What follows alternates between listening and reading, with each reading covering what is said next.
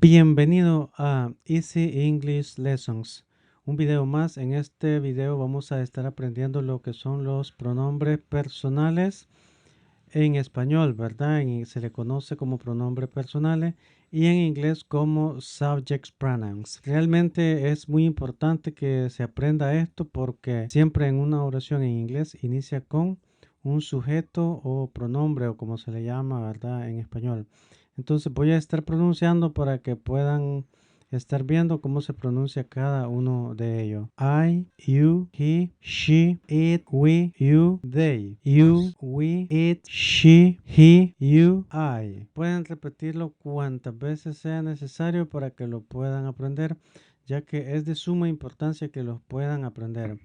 Bueno, una vez que ya hemos visto lo que son los pronombres subject pronouns, que así nos vamos a referir de hoy en adelante en nuestro video, subject pronouns, vamos a estar viendo ahora, ¿verdad? Algo muy importante que son los verbos, y un verbo de los cuales es bien difícil es el verbo to be.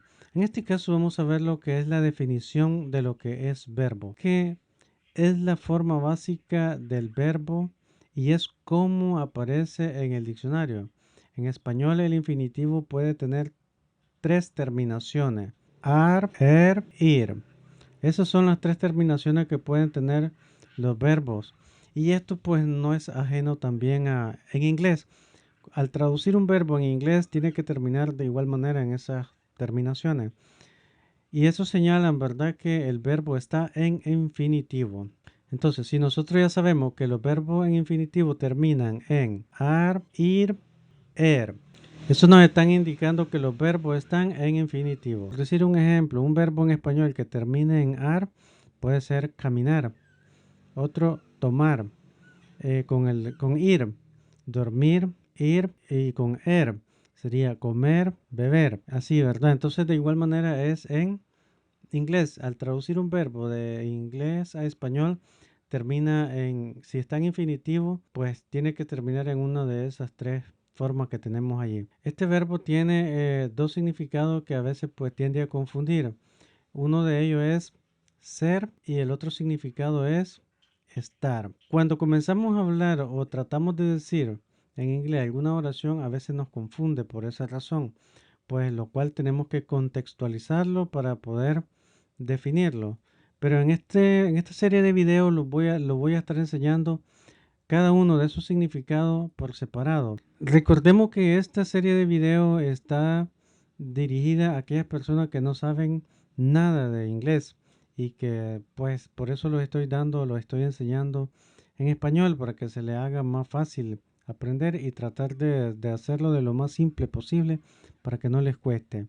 Entonces, nosotros vamos a estar viendo en esta serie de videos, ahorita lo que vamos a estar viendo como ejemplo es el, el verbo to be, en este caso el verbo to be con el significado ser. Con ese significado lo vamos a estar trabajando ahorita. Posteriormente vamos a estarlo trabajando con estar. Entonces vamos a verlo de manera separada para que a ver de esa manera se hace más fácil. Pero antes de eso quiero decirle que este verbo to be lo que lo hace más complicado en algunas ocasiones de poder aprenderlo son su forma, ya que él consta de tres formas. Aquí vemos las tres formas del verbo to be: am, is y are. Entonces, nosotros aquí tenemos las tres formas. Sería una, am; dos, sería is; y la tercera sería are.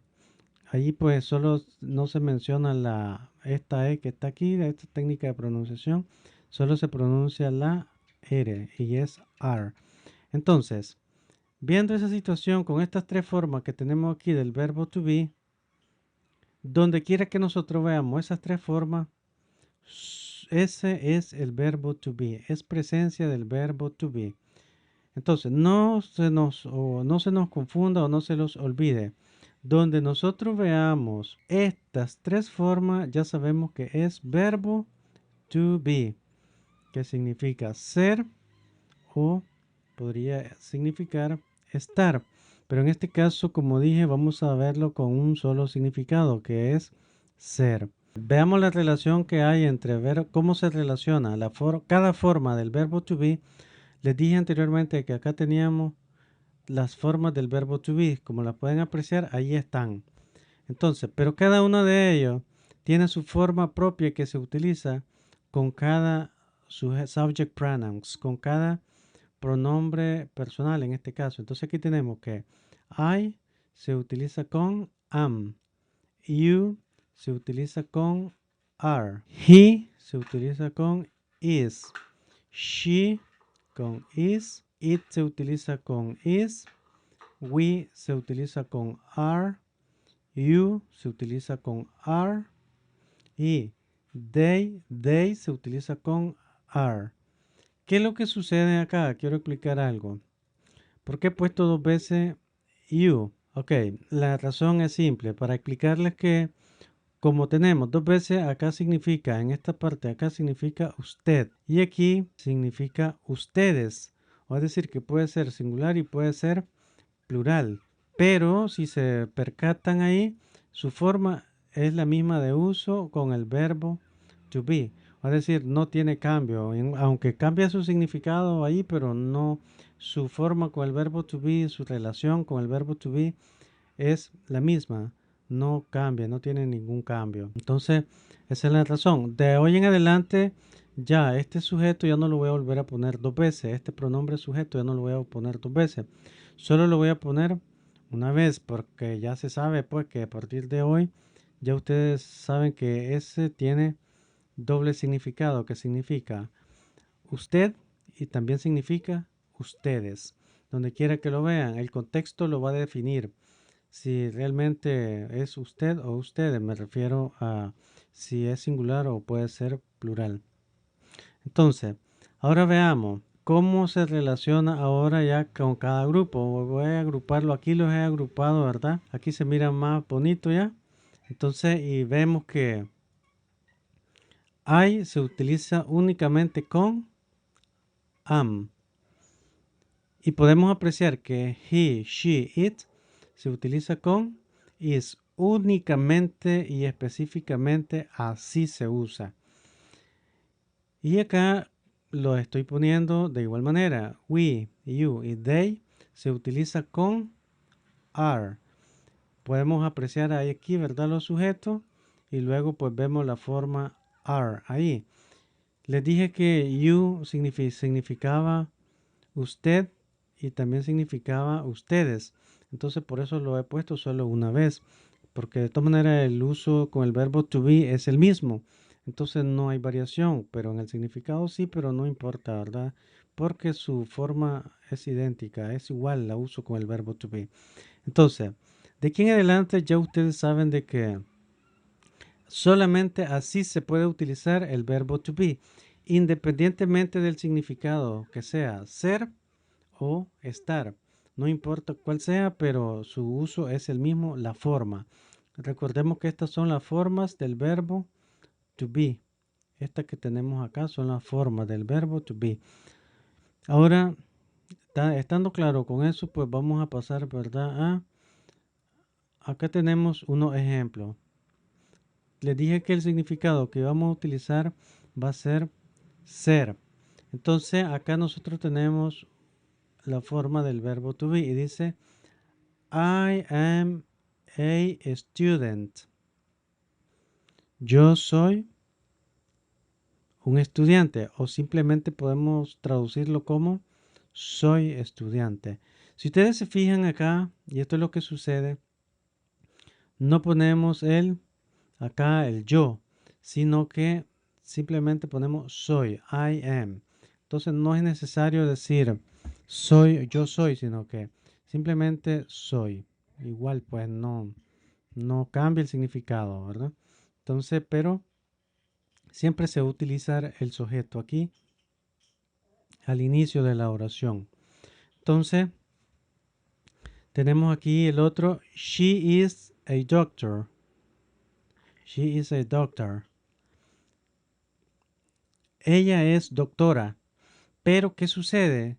Si aquí tuviéramos, por ejemplo, que le quitáramos esta S que está acá, Si nosotros le quitamos esa S, esta S, y solo dejamos he is a doctor, aquí su significado cambia. Y acá también diría, él es doctor.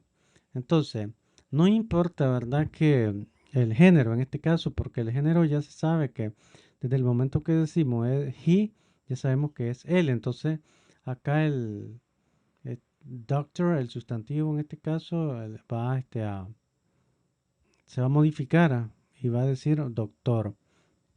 Entonces, she is a doctor. Doctora, ¿verdad?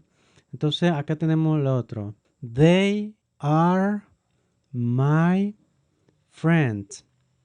Ellos son mis amigos. O simplemente podemos decir son mis amigos. Entonces, de igual manera acá. I am a secretary. Soy secretario.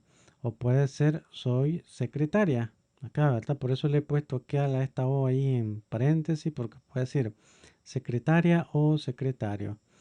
She is a nurse. Ella es enfermera. Lo puede decir he is a nurse. Él es enfermero. Y por acá tenemos la última que es we are intelligent. Somos inteligentes. Entonces, cualquiera de esas tres, o sea, cualquiera de esas oraciones que tenemos allí, ya nosotros somos capaces de hacer oraciones afirmativas con el verbo to be. Recordemos que estas oraciones son afirmativas con el verbo to be. Estas oraciones que nosotros tenemos acá deben de practicarla para que ustedes pues puedan aprenderla, puedan memorizar la estructura. Ahora, analicemos la estructura. Lo primero que tenemos es un subject pronouns, es decir, un objeto, pronombre objeto, como lo dice en inglés. Entonces ahí lo tenemos. I, she, they, I, she, we. Todas inician con un sujeto o un pronombre en este caso. Y seguido tenemos el verbo to be. Es lo que tenemos por acá. Am, is, are, am, is, are. Entonces, ¿cuál sería aquí? Bueno, aquí sería verbo, pronombre objeto o pronombre personal más verbo to be, más complemento. Entonces, si yo quiero decir una oración, por ejemplo, que no esté aquí, podemos decir I am a teacher. Y así sucesivamente ya podemos escribir oraciones. Ahora, en esta tablita que tenemos por acá, ahí están otra forma del verbo to be. Si quieres adelantar un poquito, pues ya puedes ir avanzando. Lo que nosotros vimos fue esta pequeña parte, esa primera parte, que es la afirmativa. Por acá nosotros tenemos las negativas. Entonces acá, para negarla se le pone la partícula not. Se le pone esta partícula not para negar una oración. Entonces, si nosotros decimos we are not, you are not, they are not, ellos no son.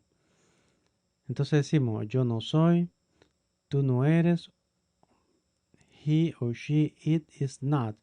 Él, ella o ellos no son. We are not, no somos. You are not, ustedes no son. They are not, ellos no son. Entonces, esta parte de acá la vamos a ver en un video próximo. Próximo video vamos a estar viendo esta parte de estos dos cuadritos que tenemos acá para ver cómo se hacen las preguntas, acá las interrogativas y cómo se niega. Vamos a ver oraciones y cómo responder. Bye, muchas gracias. Espero que le haya ayudado de mucho este video. And please help me.